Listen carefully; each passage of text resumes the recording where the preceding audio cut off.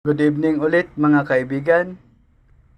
Ang atin pong pangalawang video ay malunggay. Ang unang video po natin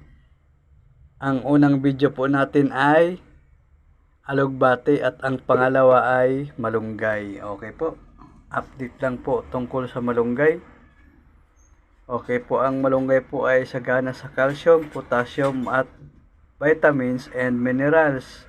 Meron din po itong vitamin D na makakatulong para mag-control at mapigilan ang cancer cells sa ating katawan.